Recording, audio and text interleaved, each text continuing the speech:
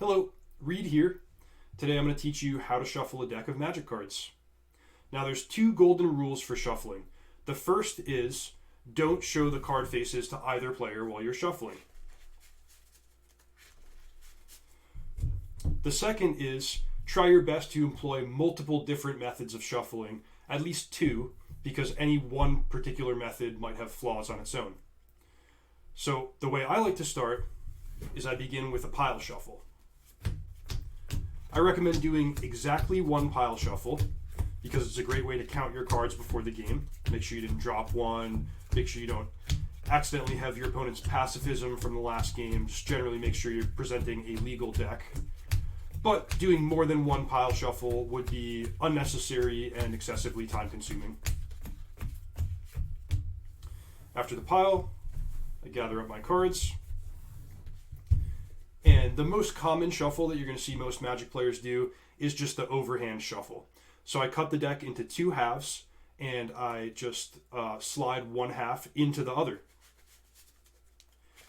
It helps to have a nice loose grip and just generally let the cards fall together like that. You don't want to grip them really tight and mash them together where you could damage your cards and just generally give yourself a harder time.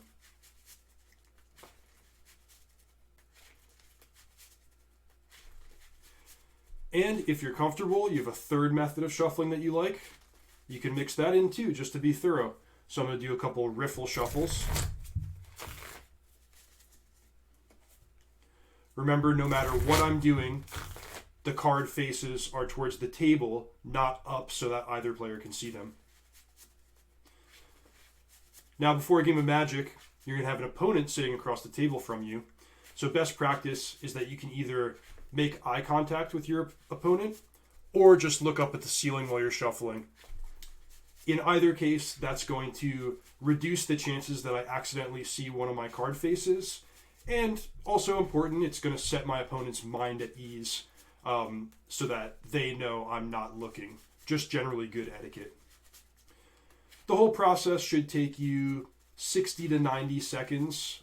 Any less than that, and you might not be sufficiently randomizing your deck. Any more than that, and it's going to be excessive, maybe eat up too much of the round clock in a tournament game. If you're just doing the fetch land in the middle of a game, you can come a little bit short of that 60-second mark, but this is what I like to do when I'm getting ready for a game. When I'm all finished, I present my deck to my opponent. It's their turn to cut or shuffle, and then we're ready to start the game.